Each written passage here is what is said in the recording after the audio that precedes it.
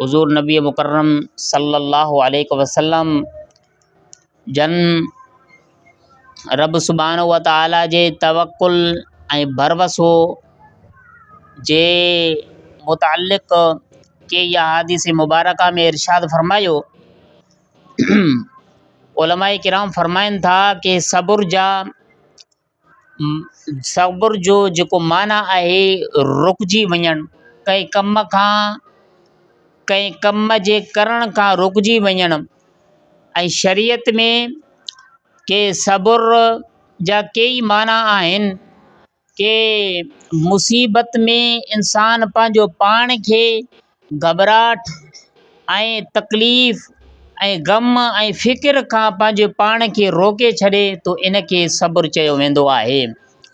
ऐं सब्र जा कई क़िस्म आहिनि कि हिकु इबादत ते सब्र करणु, गुनाहनि खां बचण ते सब्र करणु, मुसीबतुनि ते सब्र करणु। फरमायूं कि इहे सब्र जा 3 क़िस्म आहिनि। अल्लाह जे हबीब करीम सल्लल्लाहु अलैहि वसल्लम जन इरशाद फरमायो। हज़रत इब्न अब्बास रज़ियल्लाहु ताला अन्हु जन का रिवायत आहे, वो फरमाइनि था कि रसूल करीम सल्लल्लाहु अलैहि वसल्लम जन फरमायो कि ही हदीस मुबारका रब सुब्हानहु व तआला जे मथां भरवसो कंदड़ जे बारे में आहे। अल्लाह जे हबीब करीम सल्लल्लाहु अलैहि वसल्लम जन फरमायो, मुंहिंजी उम्मत मां 70,000 माण्हू बग़ैर हिसाब किताब जे जन्नत में दाख़िल कया वेंदा। 70,000 माण्हू बग़ैर हिसाब किताब जे जन्नत में दाख़िल थींदा। या रसूल अल्लाह सल्लल्लाहु अलैहि वसल्लम वो केरु आहिनि?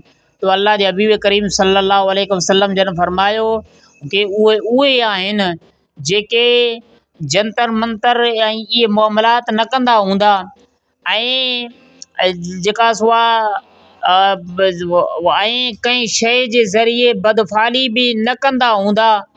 ऐं उन खां बाद में अल्लाह सुब्हानहु व तआला जे हबीब फरमायो अला रब्बिहिम यतवक्कलून।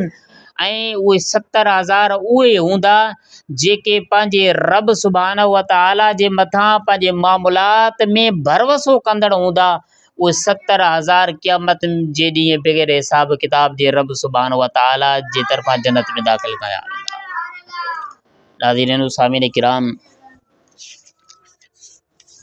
अल्लाह जे हबीब करीम सल्लल्लाहु अलैहि वसल्लम जन फरमायो, अजबल लिअम्रिल मुमिनी इन अमरहू कुल्लहू खैरुन। अल्लाह जे हबीब करीम सल्लल्लाहु अलैहि वसल्लम जन फरमायो कि हैरानगी आहे उन मुस्लमान मर्द ते जंहिंजो हर कम ऐं हर मामले में भलाई ऐं भलाई आहे। अल्लाह जे हबीब करीम सल्लल्लाहु अलैहि वसल्लम फरमायो, जेकॾहिं मुस्लमान खे का मुसीबत पहुचंदी आहे तो उन मुसीबत पहुचण ते जेकॾहिं उन मुसीबत ऐं तकलीफ़ जे पहुचण ते सब्र कंदो आहे तो उन सब्र करण ते बि रब सुब्हानहु व तआला उनखे भलाई ऐं नेकी ॾेई छॾींदो आहे। सब्र करण बि उन जे लाइ भली शइ आहे। ऐं जेकॾहिं उनखे सुकून ऐं राहत ऐं आराम मिलंदो आहे, उन खां बाद में सुकून ऐं आराम मिलण ते अल्लाह सुब्हानहु व तआला जो शुक्र कंदो आहे तो रब सुब्हानहु व तआला उन जी शुक्र ते बि उनखे रब सुब्हानहु व तआला भलाई ऐं नेकी अता फरमाए छॾींदो आहे। नाज़रीन सामिन किराम, हज़रत सैयदना अबू हुरैरा रज़ियल्लाहु ताला अन्हु जन का रिवायत आहे। उहे फरमाइनि था कि क़ाल रसूलुल्लाह सल्लल्लाहु अलैहि वसल्लम, अल्लाह जे हबीब करीम सल्लल्लाहु अलैहि वसल्लम जन फरमायो, अल मुमिनुल कविय्यु खैरुन व अहब्बु इलल्लाहि मिनल मुमिनिज़ ज़ईफ़ औ कमा क़ाल सल्लल्लाहु अलैहि वसल्लम। अल्लाह जे हबीब करीम सल्लल्लाहु अलैहि वसल्लम जन फरमायो कि कवी मुसलमान, तंदुरुस्त मुसलमान कमज़ोर मुसलमान खां बहितर आहे ऐं तंदुरुस्त ऐं कवी मुसलमान रब सुब्हानहु व तआला खे कमज़ोर मुसलमान खां वधीक प्यारो ऐं महबूब आहे।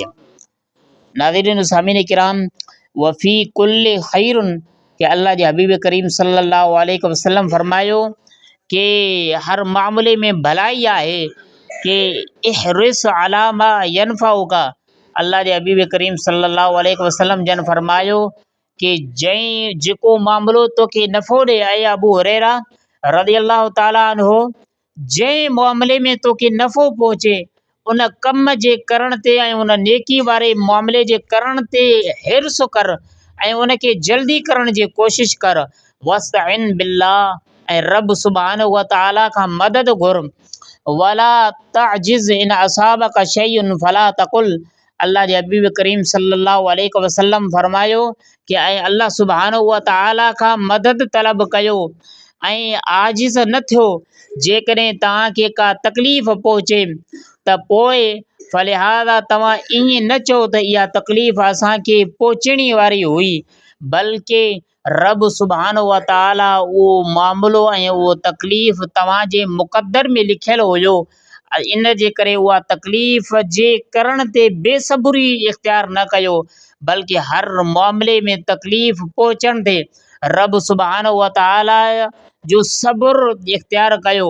ऐं कवी मुस्लमान ऐं तंदुरुस्त मुस्लमान कमज़ोर मुस्लमान जे बनिस्बत रब सुब्हानहु व तआला खे वधीक महबूब ऐं प्यारो बि आहे ऐं अल्लाह सुब्हानहु व तआला वटि उन जो दर्जो बि वधीक आहे।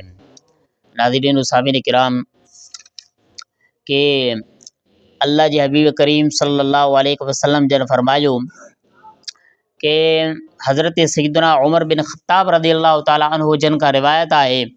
वो फरमाइनि था कि नबी मुकर्रम रऊफ़ुर रहीम सल्लल्लाहु अलैहि वसल्लम जन इरशाद फरमायो कि तव्हां रब सुब्हानहु व तआला ते भरवसो कंदा कयो कि जीअं कि सुबुह जो पखियूं ऐं परिंदा ऐं झिरकियूं जेकी बि पखियूं आहिनि उहे सुबुह जो पंहिंजे उन घोंसलनि खां निकिरी करे ऐं रिज़्क़ जे ऐं रोज़ीअ जे तलाश में निकिरी वेंदियूं आहिनि।